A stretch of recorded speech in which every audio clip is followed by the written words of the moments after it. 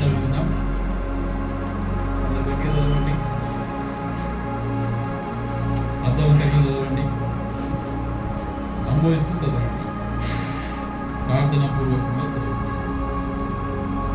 యెహోవా నా ఆశ్రయదుర్గమా, నా విమోచకుడా, నా నోటి మాటలను, నా హృదయ ధ్యానమును ఈ దృష్టికి అంగీకారమగును గాక.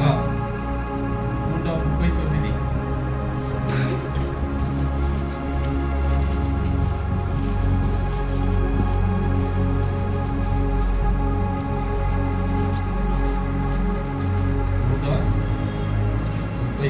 అధ్యాయము 23వ వచనం, 24వ వచనం. నేను 23 చదువుతాను, మీరు 24 చదువు. దేవా, నన్ను పరిశోధించి నా హృదయమును తెలుసుకొనుము, నన్ను పరీక్షించి నా ఆలోచనను తెలుసుకొనుము.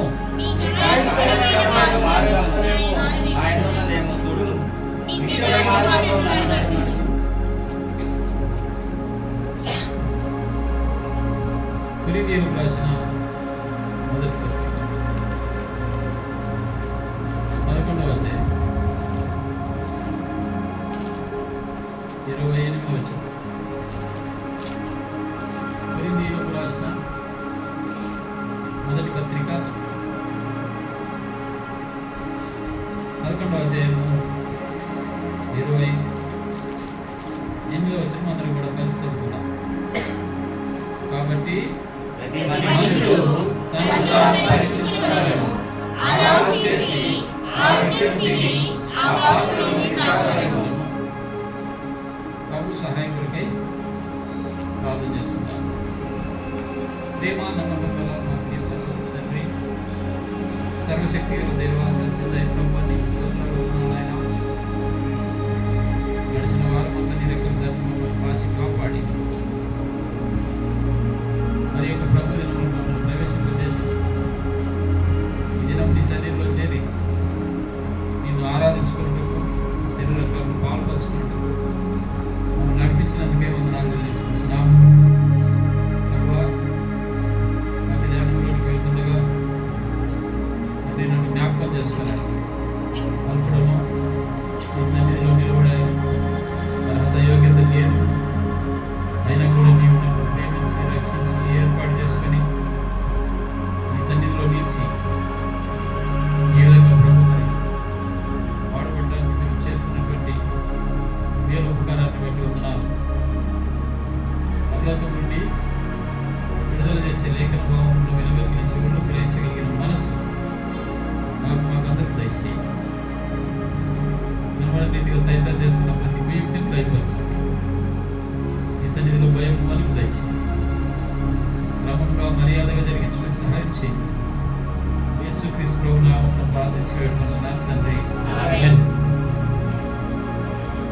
ప్రియమైనటువంటి దేవుని బిడ్డలారా, మనము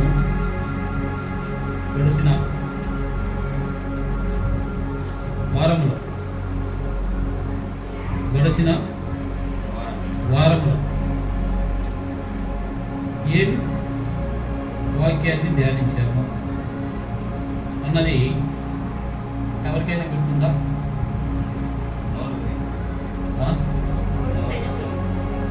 నోరు గురించి మాట్లాడుతూ వచ్చాము.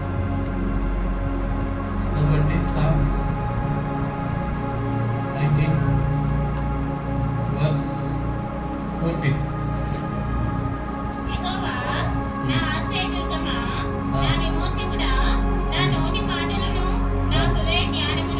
నా నోటి మాటలను నా హృదయ ధ్యానమును నీ దృష్టికి అంగీకారములగును గాక. పోయిన వారము నోటి మాట గురించి తెలుసుకున్నాం. ఎలా ఉండాలి నోరు? నోట్లో ఏమి ఉండాలి? How to control your mouth. నీ నోరును ఎలా కంట్రోల్ చేసుకోవాలి, ఎలా అదుపులో ఉంచుకోవాలి అన్నటువంటి విషయాన్ని మనం తెలుసుకుంటూ వచ్చాం. ఎలా ఉంచుకుంటారు? నీ నోటికి ఏం పెట్టుకోవాలా? సిక్కం పెట్టుకోవాలా నీ నోటికి. నీ మూతికి లేదా నోటికి ఏం పెట్టుకోవాలా? సిక్కం పెట్టుకోవాలి. ఎందుకు చిక్కము? దేనికి చిక్కము చెప్పారా లేదా? దేనికి చిక్కం పెడతారు? ఏమండి? సిక్కము దేనికి పెడతారు? ఎద్దుకు, ఇంకా దూడకు. ఎందుకు చిక్కం ఎందుకు పెట్టాలి? వ్యర్థమైనటువంటివి తింటాయని. మరి ఎద్దు మూతికి చిక్కం ఎప్పుడు కడతారు? పొలము దున్నేటప్పుడు కళ్ళము నూర్చే ఎద్దు మూతికి ఎందుకంటే గడ్డితో పాటు ధాన్యం తింటే అది అరిగించుకోలేదు కదా. అరుగుతుందా? గడ్డి అరుగుతుంది. ధాన్యం తింటే దాని యొక్క పొట్ట ఏదైతే ఉందో అది బిగిసి ఊపిరాడక చాలా ఇబ్బంది పడుతుంది. మరి ఎద్దు కదా చెప్పేది, కట్టేది మూతికి, ఎద్దు మూతికి కదా, మరి మాకెందుకు చెప్తున్నావు అని మీరు అనుకోవచ్చు. వ్యర్థమైన మాటలాడకుండా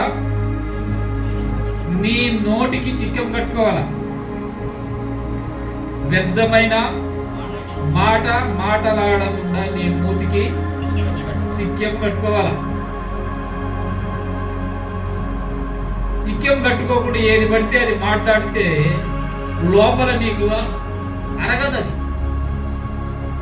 వ్యర్థమైన మాట మాట్లాడితే నీకు అరగదు, దాన్ని తట్టుకోలేదు.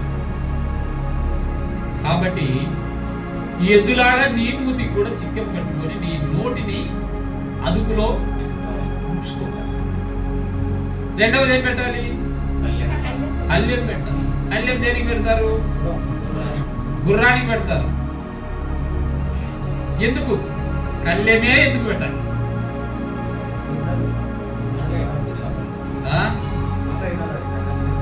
మాట వినదనే.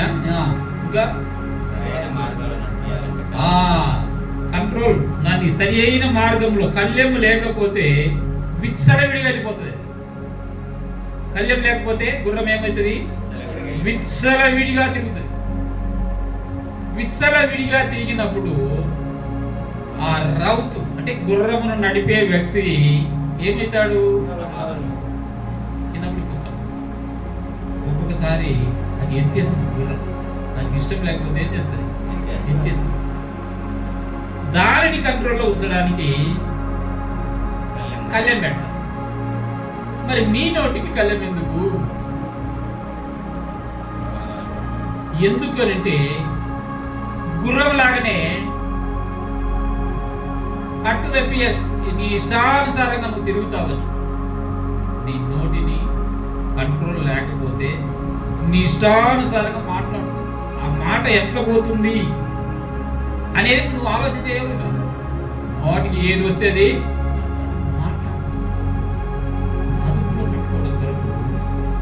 మొదటి సిక్కం పెట్టుకోవాలా, రెండవది కళ్ళెం పెట్టుకోవాలి. మరి మూడవది ఏంటి? వారు కట్టుకోవాలట. వారు దేనికి కడతారు? ఏ గాడిదలకు? కంచెర గాడిదకు వారు కట్టాలట. కంచెర గాడిదకు వారు కట్టాలి. లేకపోతే అది కూడా లోబడింది. అది గాడిద అనేది లోబడని జంతువు, దాని ఇష్టానుసారంగా జీవిస్తుంది అంతే. కాబట్టి దేవుడు ఈ మూడు మన జీవితాలకు అన్వయించుకోవడానికి చెప్పాడు. సిక్కం పెట్టుకో, కళ్ళెం పెట్టుకో, వారు కట్టుకో. అంటే ఈ వారు కట్టడం ఏమంటే మూసేసుకోవాలన్నమాట. మూతి కట్టేస్తే మాట్లాడలేవు.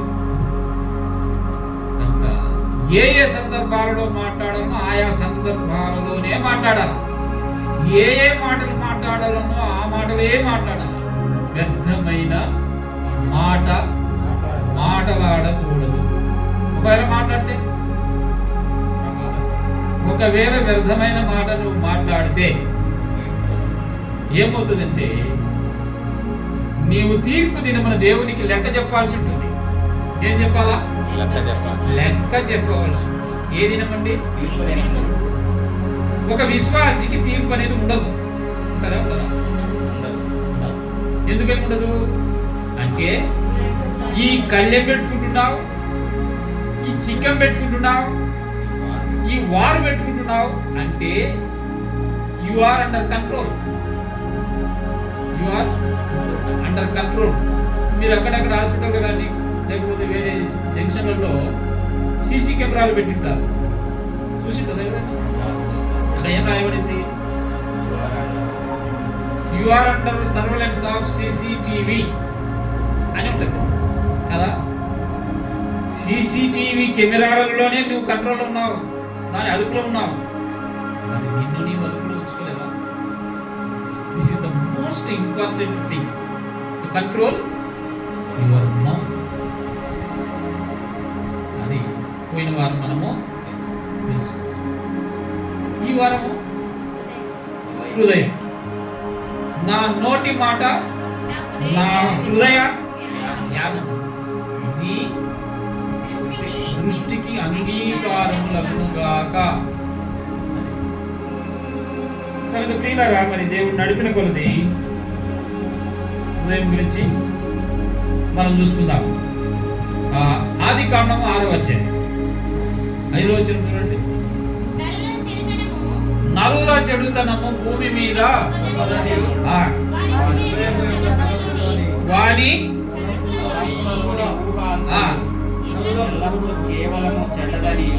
ఎల్లప్పుడు కేవలము ఎక్కడ చెప్తారండి? నరుల హృదయములో ఏమున్నది? చెడుతనం ఉన్నది. అది యెహోవా దృష్టికి ఎలా ఉన్నది? చెడ్డగా ఉన్నది. నరుల హృదయంలో ఆలోచన దేవుని దృష్టికి చెడ్డది. ఎందుకంటే వారి తలంపు, వారి ఊహ ఎల్లప్పుడు కూడా చెడ్డదిగా ఉన్నది. నీ ఊహ, నీ తలం దేవుని దృష్టికి ఎల్లప్పుడు ఎలా ఉన్నది అని పరీక్షించుకోవాలి. దేవుని సన్నిధిలో మనం పరీక్షించుకోవాలి. మనము 3వ మాటగా ఏం చదివాము? కాబట్టి ప్రతి మనుషుడు తనను తాను పరీక్షించుకోవాలి. తను తాను పరీక్షించుకోవాలి. కాబట్టి ఇప్పుడు కూడా మనం పరీక్షించుకోవాలి. తర్వాత 8వ అధ్యాయం 21 చూడండి. ఆదికాండం 8:21 చూసినట్లయితే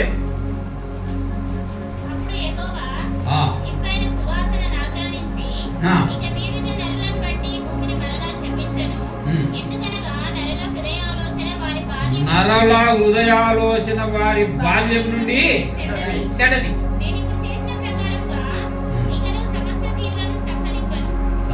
మనం చూస్తే నరుల హృదయాలోచన బాల్యము నుండి మరి ఆ చెడిపోయిన చెడ్డదైన హృదయాన్ని దేవుడు కోరుకు. నీ హృదయంలో ఏముండాలి తెలుసా?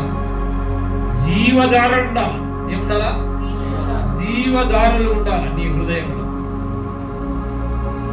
నరుల హృదయం ఎలా ఉంది అనేది ఇప్పుడు మనం చూస్తూ వచ్చాము. హెబ్రీయులకు రాసిన పత్రిక చూడండి, 3వ అధ్యాయం 10వ వచనం. హెబ్రీ 3:10.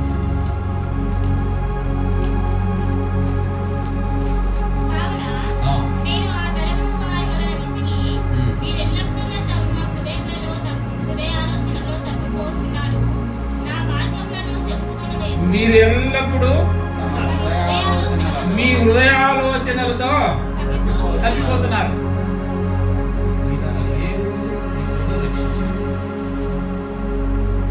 దేవుడు మిమ్మల్ని రక్షించాడా లేదా? మరి మీ హృదయాలోచన ఎందుకు తప్పుతుంది? మీ హృదయాలోచన ఎందుకు తప్పుతుంది? దేవుడే మిమ్మల్ని రక్షించిన తర్వాత, దేవుడే తన ప్రియ కుమారుడు యేసుక్రీస్తు ప్రభుని లోకానికి పంపించి కల్వరి శిలువలో ఆయన రక్తాన్ని కార్చి ఆ రక్తములో మీ పాపాలను కడిగి పరిశుద్ధపరిచి మిమ్మల్ని సంఘములో ఏర్పాటు చేస్తే మీ హృదయాలోచన ఎందుకు చెడిపోయింది అన్నది పరీక్షించుకోవాలి. ఏం పరీక్షించుకోవాలి? మీ హృదయాలోచన తప్పిపోయింది అనేది పరీక్షించుకోవాలి. ఇంకో మాట కూడా ఉందాం. సామెతలు 19వ అధ్యాయం 21వ వచనం. సామెతలు 19.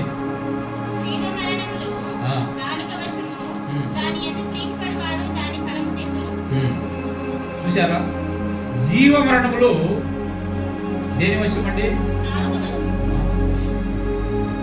ఈ నాలుక నీ హృదయములో ఉన్న దానిని బట్టి ఏం మాట్లాడుతుందట? నోరు మాట్లాడుతుంది. నీ హృదయం నిండి ఉన్న దానిని బట్టి నీ నోరు మాట్లాడుతుంది. కాబట్టి నాలుక ఎలాంటిదంట? జీవ మరణం నీ నాలుక వశం. అంటే నీ మాట, నీ హృదయం ఎలా ఉంది అనేది బయలుపరుస్తుంది. ఏం చేస్తుంది? బయలుపరుస్తుంది. మీ సంభాషణ ఎలా ఉండాలట? వేసినట్లుగా రుచికరమైనదిగా ఉండాలి. ఎక్కడ ఎక్కడ ఎక్కడ రుచిగా ఉండాలి? ఇంకా సమాజంలో ఎక్కడైనా, సమాజంలో నువ్వు ఎవరితో మాట్లాడుతూ ఉన్నా నీ సంభాషణ ఉప్పు వేసినదిగా, సరిగా రుచికరమైన సంభాషణ కలిగి ఉండాలి. ఆ విధంగా మరి మన హృదయం గురించి కొన్ని మాటలు మనం చూసుకొని, 4-5 మాటలు చూసుకొని ప్రభు యొక్క బలలో పాల్పంచుకుందాం. మొదటిగా చూసినట్లయితే నీ హృదయం ఎలా ఉంది లేదా అనేది పరీక్షించుకోవడానికి చూడండి. ఇర్మియా గ్రంథము 17వ అధ్యాయము 9వ వచనం. ఇర్మియా గ్రంథము 17వ అధ్యాయం 9వ వచనం చూడండి.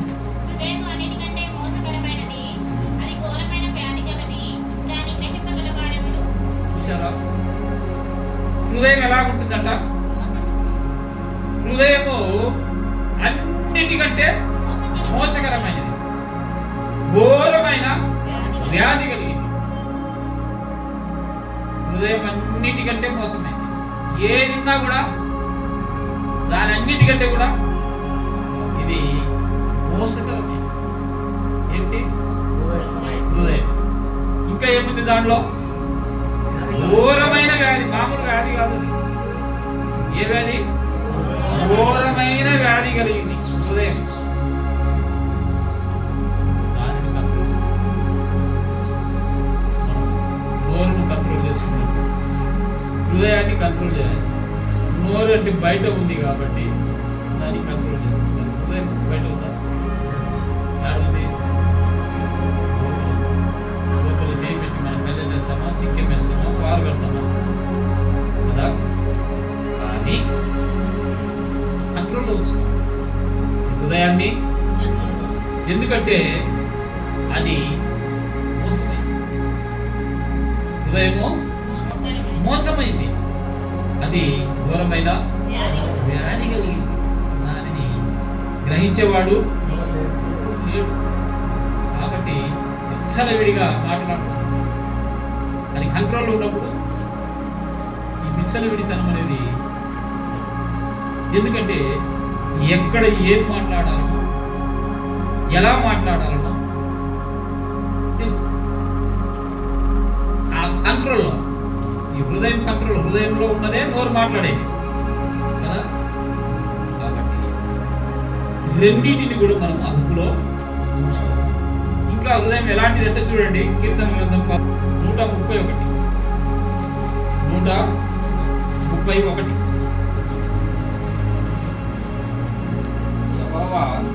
నా హృదయము అహంకారం గలదిగా. ఎలా ఉంది హృదయము అనేది? ముందు చూస్తేనేమో మోసకరమైన హృదయము, వ్యాధి కలిగిన హృదయం. రెండవదిగా మనం చూసినట్లయితే ఎలాంటిదట? అహంకారం గలదిగా. అహంకారము అంటే అహంకారం కలిగినటువంటిది. ఏంటిది అది? హృదయం. కనుక దావీదు అంటున్నాడు, యెహోవా నా హృదయము అహంకారం గలది. కనుక మన హృదయం ఎలా ఉంది? మోసమైన హృదయమా, అహంకారమైన హృదయం అనేది మనము పరీక్షించుకోవాలి ప్రియులారా. ఇంకా ఎలాంటి హృదయం ఉందో చూడండి. 101 కీర్తన 101 5వ వచనం చూడండి. 5వ వచనం. తమ పొరుగు వారిని చాటున దూషించు వారిని నేను సంహరించదను.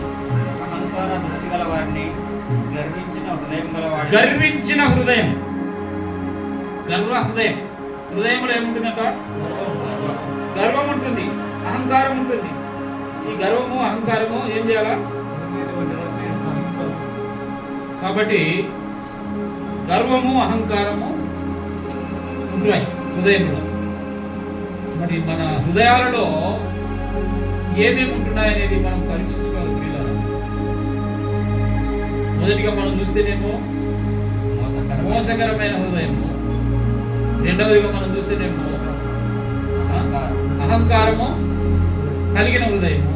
మూడవదిగా మనం చూసినట్లయితే గర్వ హృదయం. ఇంకొక హృదయాన్ని కూడా చూద్దాము. నిర్గమకాండం చూడండి, 8వ అధ్యాయము 15వ వచనం. నిర్గమకాండము 8వ అధ్యాయము. ఉపశమనము కలుగుట చూసి యెహోవా సెలవిచ్చినట్లు తన హృదయమును కఠినపరుచుకొని. కఠిన హృదయము. మరో ఏం చేసినాడు? తన హృదయాన్ని కఠినపరుచుకున్నాడు. ఇశ్రాయేలు ప్రజలను ముందుకు వెళ్ళకుండా, అనగా కనాను వెళ్ళకుండా ఏం చేస్తున్నాడు? తన హృదయాన్ని కఠినపరుచుకొని వాళ్ళని ఆపేస్తూ ఉన్నాడు. నీ జీవితంలో నీ హృదయం కఠినమైందేమో పరీక్షించుకో ప్రియుడా. దేవుని సన్నిధిలో నీవు కఠిన హృదయం కలిగి ఉన్నావేమో పరీక్షించుకో. ఇంకా ఏమో హృదయం ఉంటుందో చూడండి. యెహెజ్కేలు గ్రంథము 36:26 చూడండి ఏముంటుందో. యెహెజ్కేలు గ్రంథము 36వ అధ్యాయము. నూతన హృదయం మీకు ఇచ్చేదను, నూతన స్వభావం మీకు కలుగజేసేదను. రాతి గుండె మీలో నుండి తీసి. నీలో ఏముందట?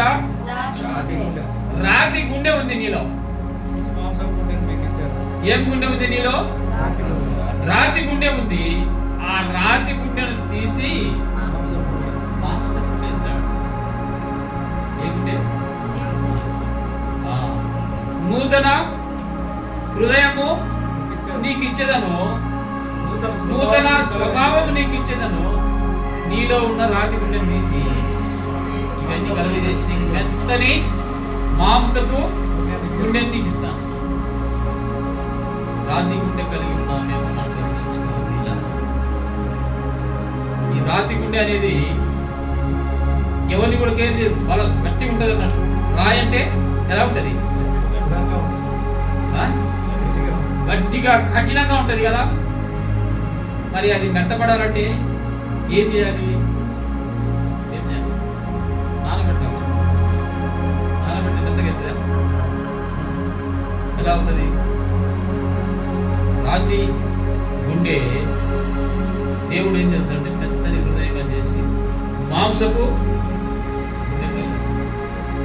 నీలో ఉన్న కఠిన గుణాలన్నీ తీసేసి రాతి లాంటి గుణాలన్నీ తీసేసి నీకు ఏం చేస్తాడ? మెత్తని గుండె ఇస్తాడు. మాంసం కుండనిస్తాడు, నూతన పరుస్తాడట. నీ హృదయాన్ని నూతన పరుస్తాడు. తర్వాత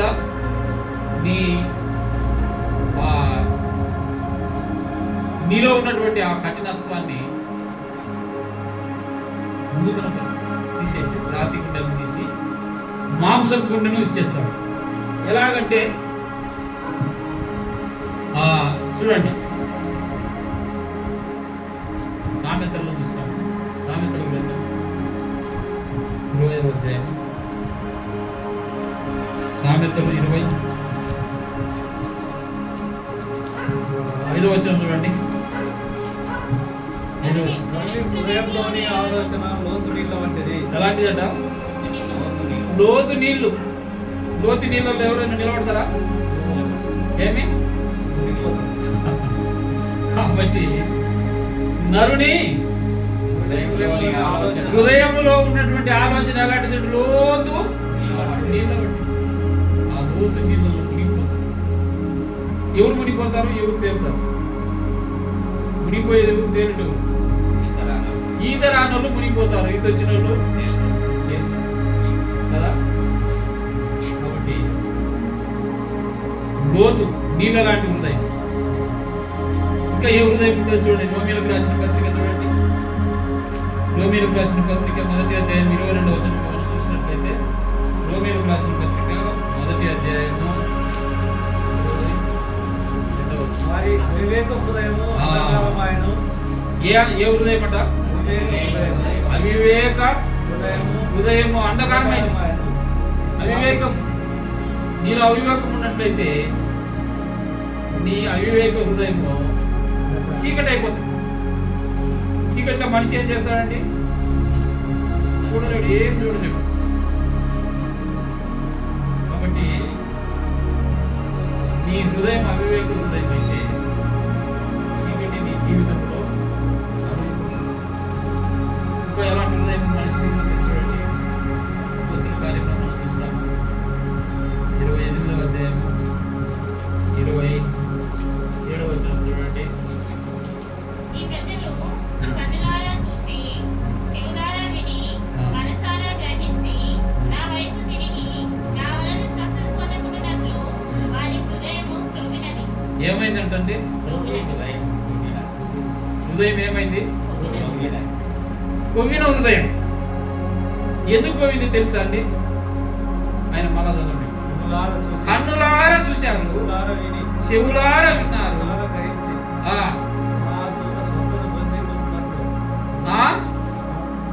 స్వస్థత నా వలన స్వస్థత నందకుంటున్నట్లు వారి హృదయం కన్నులారా చూస్తున్నారు, చెవులారా వింటున్నారు, హృదయమారా గ్రహిస్తున్నారు. అయితే ఏమైందట? తిరగలే. వారి హృదయము ఎందుకంటే దానిని బట్టి స్వస్థత అనేది ప్రొవ్విన హృదయం ఉన్నట్లయితే దేవుని మాటలు లెక్క చేయము, వినము, చూడము, వినము, గ్రహించు. ఎప్పుడంటే ప్రొవ్విన హృదయం కలిగి వీళ్ళరా అలాంటి ఉన్నాయేమో పరీక్షించు. ఇప్పుడు ఎన్నేయండి? ఎన్నుదైనయా చెప్తారా? మోసకరమైన హృదయము, అహంకార హృదయము, గర్వించిన హృదయం, గర్వపు హృదయము, కఠిన హృదయం. తర్వాత రాతి గుండె, కఠిన హృదయము. తర్వాత రాతి గుండె, లోతు నీళ్ళ వంటి హృదయం. తర్వాత వివేకము లేనటువంటిది అవివేక హృదయం. తర్వాత హృదయం. ఇన్ని రకాల హృదయాలు ఉన్నాయి. ఇక్కడ మనిషి జీవితంలో ఇన్ని రకాల హృదయాలు. ఇంకా ఏముంటాయి? ఎలా వాటిని మనం ఏ హృదయం కలిగి ఉండాలి, ఏ హృదయం కలిగి ఉండాలనేది మళ్ళా రెండవదిగా మనం చూసుకుందాం. చూడండి, హెబ్రీయులకు రాసిన పత్రిక 10వ అధ్యాయము 22. హెబ్రీ 10:20. మనస్సాక్షికి కల్మషము తోచకుండానట్లు మోక్షింపబడిన హృదయం గల వారమును నిర్మలమైన ఉదకంతో స్నానం చేసిన శరీరం గల వారమై ఉండి విశ్వాసంలో సంపూర్ణ నిశ్చయత కలిగి యథార్థ హృదయము కలిగి ఉండాలి. మనం దేవుని సన్నిధిలో సమాధానము చేద్దాం. యథార్థ హృదయము కలిగి ఉండాలి. యథార్థ హృదయం అంటే అప్పటకు లేకుండా ఉన్నది ఉన్నట్లుగానే, ఉన్నది ఉన్నట్లుగానే, అవునంటే అవును, కాదంటే కాదనాల మీ మాట. అంతేగాని మనిషి దగ్గర ఒక మాట ఉండకూడదు. మీ మాట ఎస్ అంటే ఎస్, నో అంటే నో, అలా ఉండాలి. చూడండి ఎఫెసీయులకు రాసిన పత్రికలో కూడా మనం చూస్తాం. ఎఫెసీ 6:5 చూడండి. దాసులారా యథార్థ హృదయం గలవారై భయంతోనూ వణుకుతోనూ. ఏ హృదయం అండి? యథార్థ హృదయం గలవారై.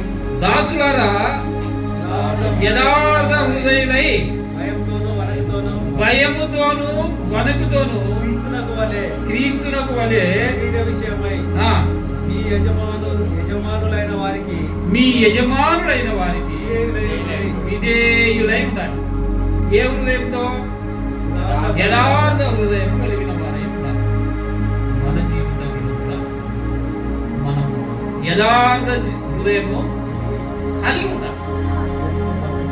భయం ఉండాలి, వణకు ఉండాలి. ఆ రక్షణను మనం కొనసాగించాలంటే ఏముండాలట? యథార్థ హృదయం ఉండాలి, భయము వణకు ఉండాలి. రెండవదిగా మనం చూసినట్లయితే రెండవది చూడండి, తిమోతిలకు రాసిన 2వ పత్రికలో చూస్తాం. తిమోతి రాసిన 2వ పత్రిక 2వ అధ్యాయం చూడండి. 2వ అధ్యాయము 22వ వచనం చూడండి.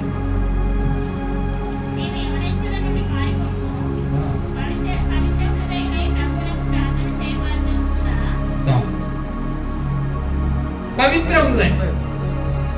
ఏ హృదయం ఉండాలా? పవిత్ర హృదయం కలిగి ప్రభువునకు ప్రార్థన చేసే వారితో ఉండాలి. ఎక్కడ ఉండాలా? పవిత్ర హృదయం కలిగి దేవునికి ప్రార్థన చేసే వారితో కూడా కలిసి సావాసం చేయాల. లోక సావాసం కాదు, దుష్ట సాంగత్యము మంచి నడవడిని చెరుపుతుంది.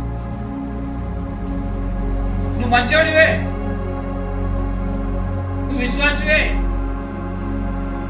కానీ నీ నడవడిక దుష్టునితో సాంగత్యం చేస్తే అది చెడిపోతుంది. దుష్టునితో సాంగత్యం చేసినట్లయితే నీ ప్రవర్తన అనేది నీ నడవడిక చెడి. కనుక ఎలాంటి హృదయం కలిగి ఉండాలండి? పవిత్ర హృదయం కలిగి ఉండాలి. మూడవదిగా మనం చూసినట్లయితే యెషయా గ్రంథము 66:14 చూడండి.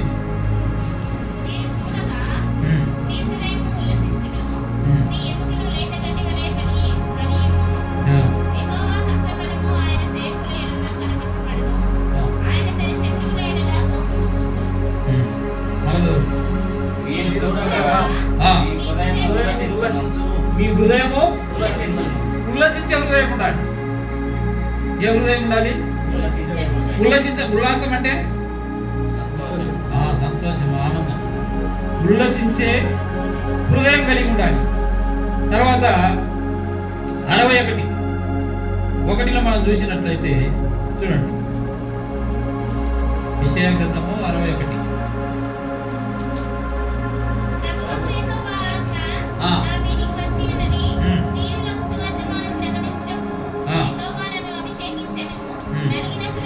నలిగిన హృదయము ఏ హృదయం ఉండాలండి? నలిగిన హృదయం కలిగి చెరలోనున్న వారికి విడుదలను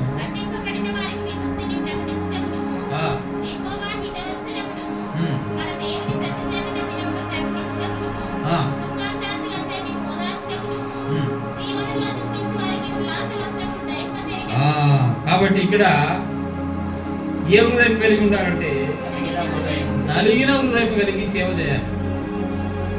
నలిగిన హృదయం కలిగి సేవ చేయాలి. ఎన్ని? ఒకటి యథార్థ, రెండవది పవిత్ర హృదయం, మూడవది ఉల్లాసించే ఉల్లాసమైన హృదయం, నాలుగవది నలిగిన హృదయము. తర్వాత మనము ఇంతకుముందే చూసాం ఏ హృదయము? నూతన హృదయం ఉండాలి. యెహెజ్కేలు 36:26లో మనము నూతన హృదయం కలిగి ఉండాలి. నూతన హృదయం మీకు ఇచ్చేదను, నూతన స్వభావం మీకు ఇచ్చేదను, రాతి గుండెను మీలో నుండి తీసివేసి మాంసపు గుండెను మీకు ఇచ్చేదనని మనం ఇంతకుముందే చూసాం. ఏం హృదయం అది? నూతన హృదయం. అయితే ఇంకొక హృదయం చూద్దాము. యోహాను సువార్త 16వ అధ్యాయం, యోహాను సువార్త 16వ అధ్యాయము 22వ వచనం. అందువల్లే మీరు ఇప్పుడు దుఃఖపడుతున్నారు కానీ మరలా చూచెదను, అప్పుడు మీ హృదయం సంతోషించే హృదయం. అటువలే మీరు మీ హృదయం ఏముంది? దుఃఖం ఉంది. అయితే మీకు సంతోష హృదయము ఇచ్చేద్దాం. సంతోషమైన హృదయం. తర్వాత మనం చూస్తే ద్వితీయోపదేశ కాండంలో చూస్తాము 13వ అధ్యాయం 3వ వచనం చూడండి. ద్వితీయోపదేశ కాండం 13:3లో మనం చూసినట్లయితే అక్కడ కూడా ఇంకొక హృదయం ఉంటుంది.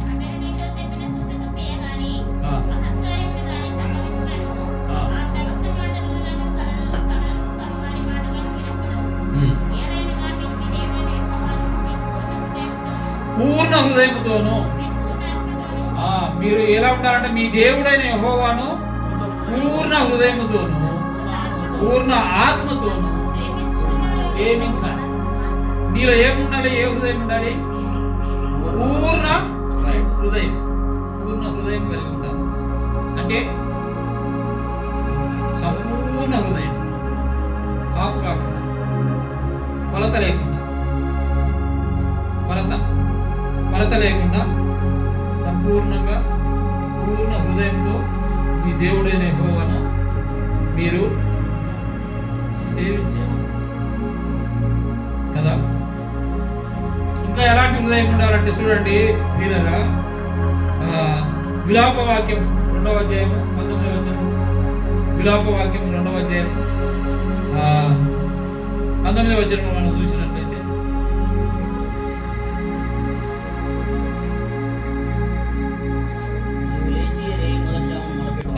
నీవు లేచి రేయి మొదటి జాము మొరపెట్టుము, నీళ్లు కుమ్మరించినట్లు నీ హృదయము. నీ హృదయం ఎలా ఉండాలట? కుమ్మరించే హృదయం. ఏం కుమ్మరించాలి? నీళ్లు కుమ్మరించినట్లు నీ హృదయము దేవుని సన్నిధిలో కుమ్మరించాలి. మరి ఆ విధంగా కుమ్మరిస్తున్నారా? దేవుని సన్నిధిలో నీ హృదయాన్ని కుమ్మరించాలి. రేయి మొదటి జామున నువ్వు లేచి నీళ్లు కుమ్మరించినట్టు దేవుడైన యెహోవా సన్నిధిలో నీ హృదయాన్ని కుమ్మరించాలి. ఇప్పుడు ఎన్ని 2 రకాలేవి కదా. అసలు ఏమి ఉండాలి మన హృదయంలో?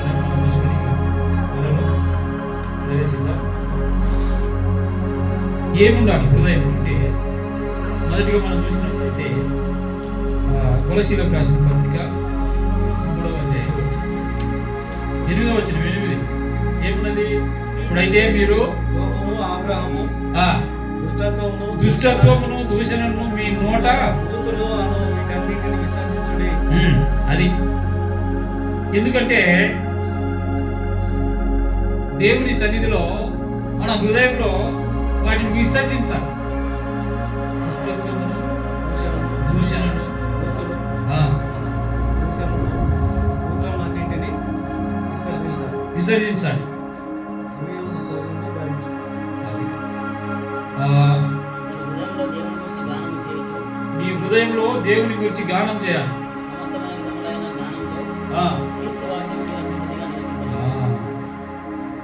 క్రీస్తు వాక్యం కీర్తనలతోనూ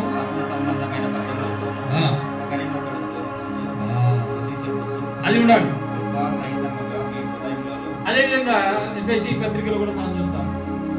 చూడండి, ఎఫెసీ పత్రిక 5వ అధ్యాయము 19వ వచనం.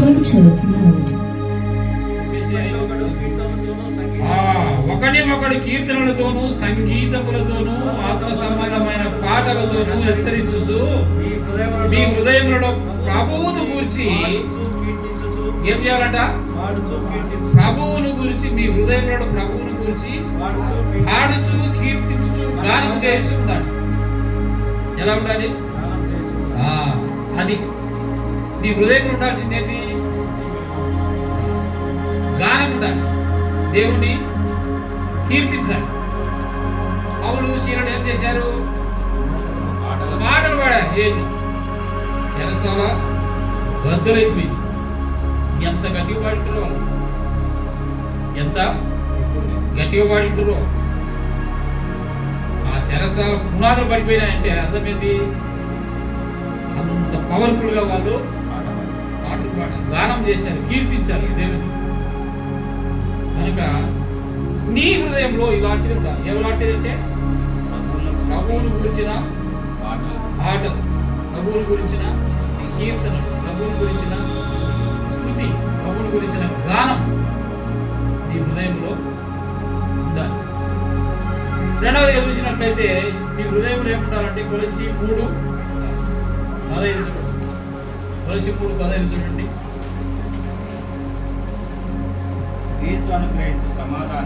సమాధానం ఉండాలి.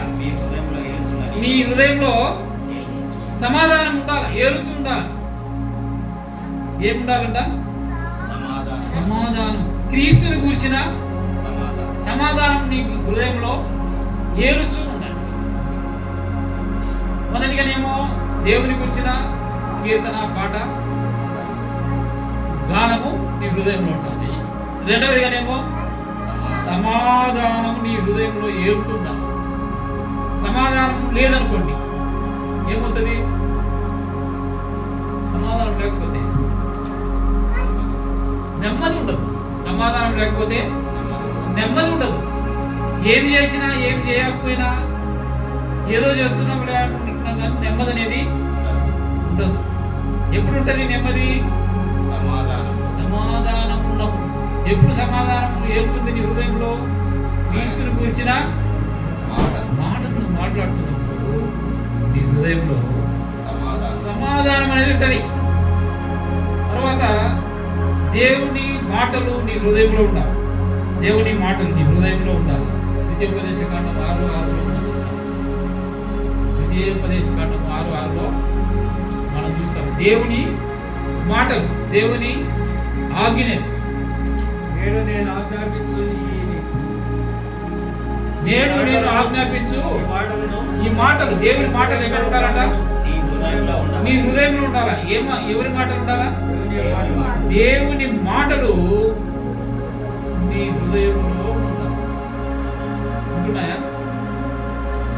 హృదయంలో ఉండాల్సినవి. ఇంతకుముందు చెప్పిన రెండు కూడా ఏమి అంటే ఏమున్నాయనే చూసాము. ఏమేమి ఉన్నాయి, ఎలా ఉన్నాయని. ఇప్పుడు ఎలా ఉండాలి? మన హృదయంలో ఉంచుకోవాల్సినవి ఇవి. ఏం ఉంచుకోవాలా? మొదటిగా దేవుని గురించిన గానం ఉండాలా, దేవుని కీర్తన మన హృదయంలో ఉండాలా, స్తుతి మన హృదయంలో ఉండాలా. రెండవదిగా సమాధానం, క్రీస్తు విషయమై సమాధానం మన హృదయంలో ఏలుచుండాలి, ఉండటం కాదు, ఏలుచూ ఉండాలట. మూడవదిగా దేవుని ఆత్మ మనలో నివసించాలి. దేవుని ఆత్మ మనలో నివసించాలి. దేవుని ఆత్మ నివసించాలంటే అర్థమైంది, దేవుని ఆత్మ అంటే పరిశుద్ధాత్ముడు మనలో ఏం చేయాలట? నివసించాలి. అంటే నీ హృదయము దేవునికి లేదా పరిశుద్ధాత్మునికి నివాస యోగ్యమైనదిగా ఉండాలి. ఎలా ఉండాలి? దేవునికి నివాస యోగ్యమైనదిగా నీ హృదయం ఉండాలి. ఏ ఏ సందర్భాలలో దేవుడు నీ హృదయంలో ఉంటాడు? ఏ ఏ సందర్భాలలో ఉంటాడు చెప్పండి. ముందు నీ హృదయంలో గానం ఉండాలి, కీర్తన ఉండాలి, స్తుతి ఉండాలి. తర్వాత నీ హృదయంలో సమాధానం ఉండాలి. తర్వాత నీ హృదయంలో దేవుని యొక్క మాటలు ఉండాలి. పరిశుద్ధాత్ముడు నీలో లేదా నీ హృదయంలో నివాసం చేస్తాడు. అందు గురించి మరి దేవుడు ఏమంటున్నాడంటే, చూడండి, ఆయన నిన్ను అడుగుతున్నాడు ఒక విషయం. ఆయన నిన్ను అడుగుతున్నాడు. సామెతల గ్రంథం 23వ అధ్యాయంలో చూస్తాం. సామెతలు 23, 26. సామెతలు 23, 26.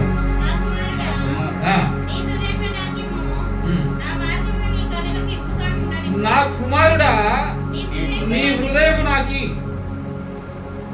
దేవుడు అడుగుతున్నాడండి. ఏమడుగుతున్నాడు? నీ హృదయాన్ని నాకు ఇవ్వు.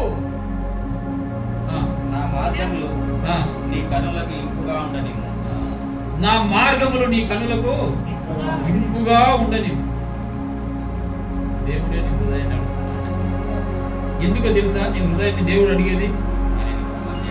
ఎందుకంటే నీలో ఉన్న రాతి గుండెను తీసివేసి మాంసం గుండె నీకు ఇవ్వడానికి అడుగుతున్నాడు. సూర్యుగా చూడండి, మన హృదయం ఎలా ఉండాలి అనేది మత్తయి సువార్త 5:8 మనం చూస్తాం. హృదయ శుద్ధి గల వారు ధన్యులు. నువ్వు దేవుని చూడాలండి. దేవుని చూడాలను ఏం చేయాలా? దేవుని చూడాలంటే ఏముండాలా? హృదయము శుద్ధిగా ఉండాలి. నీ హృదయము శుద్ధిగా ఉండాలి. 51 కీర్తనలు 10లో దావీదు అంటాడు, ఏమంటాడు?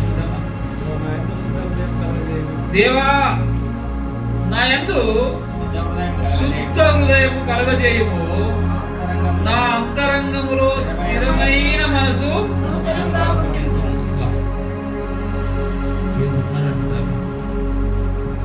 దేవా నా యందు శుద్ధ హృదయం కలగజేయి, నా అంతరంగములో స్థిరమైన మనసు నూతనముగా పుట్టించుకున్నాడు అంటున్నాడు. నీ హృదయం స్థిరంగా ఉందా? నీ హృదయము శుద్ధిగా ఉందా? స్థిరంగా ఉందా? లేకపోతే స్థిరంగా లేని దాన్ని ఏమంటారు? చంచలమైంచాలి. అంటే ఎటు పడితే అటు పోయే హృదయంగా ఉందా అనేది పరీక్షించుకోవాలి కదా. ఎక్కడ పడితే అక్కడికి పోతుంటాయి మన హృదయాలు. ఉండాల్సిన జాగాలు ఉండకుండా ఎటెటో పరిగెత్తిపోతుంటాయి హృదయాలు. శుక్రవారం అనే ఒక చోటికి, మంగళవారం అనే ఒక చోటికి, ఇంకొక వారం అని ఇంకొక చోటికి, రకరకాలుగా నీ హృదయం పోతుందేమో పరీక్షించుకోండి. నా అంతరంగమున స్థిరమైన మనసు నూతనముగా పుట్టించు. మనసు స్థిరంగా లేకపోతే, హృదయం స్థిరంగా లేకపోతే, చంచలమైన హృదయం కలిగి ఉంటే, చంచలమైన మనసు కలిగి ఉంటే, చంచలమైన ఆలోచనలు వస్తూ ఉంటాయి, చంచలమైన కోరికలు వస్తూ ఉంటాయి.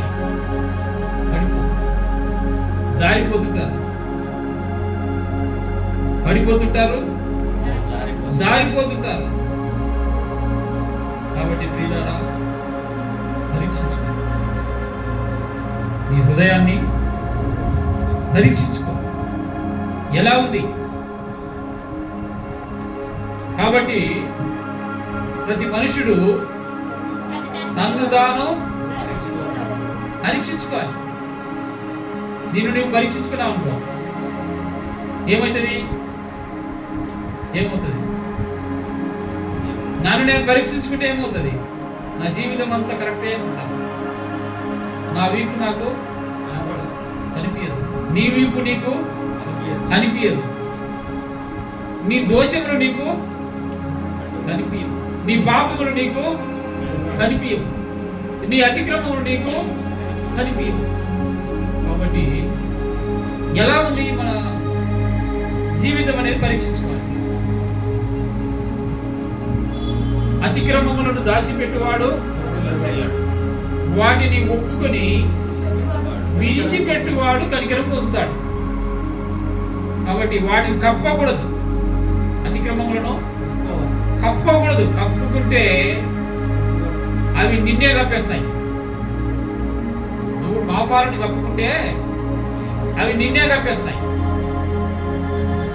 ఒప్పుకోవాలి, పాపాన్ని ఒప్పుకొని విడిచిపెట్టాలి. అప్పుడు ఏమవుతుంది? కనికరం పొందుకుంటాం. కాబట్టి పిల్లరా, దేవుని సన్నిధిలో సేవించిన జీవితాలలో ప్రభు వల్లలో పాల్గొనే ముందు మనం పరీక్షించుకోవాలి. ఎలా ఉన్నది హృదయం? నీ హృదయం ఎలా ఉన్నది అనేది పరీక్షించుకొని దేవుని సన్నిధిలో, దేవుని సన్నిధిలో, మరి ఆయన యొక్క ప్రభు యొక్క శరీర రక్తాలలో యోగ్యమైన విధానంలో పాల్గొనాలి. ఒకవేళ అయోగ్యంగా పాల్గొన్నట్లయితే ఏమవుతుంది?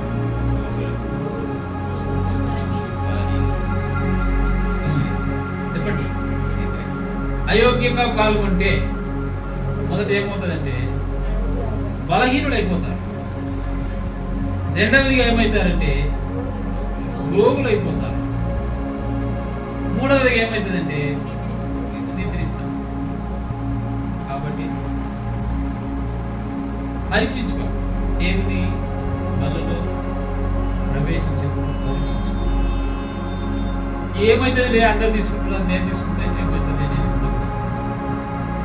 తీసుకోవాలి కాబట్టి తీసుకుంటున్నాను అనుకో. తక్కువ ఏమని అనుకుంటారేమో, తీసుకోకపోతే ఆమె రక్షణ లేదనుకుంటారేమో అనేది అనుకోకూడదు. కాబట్టి అందుకే 21వ వచనంలో, కాబట్టి ప్రతి మనుషుడు అలాగే చేసి తిని ఆ పాత్రలో తాగుతాడు. ప్రార్థన చేసుకుందాం.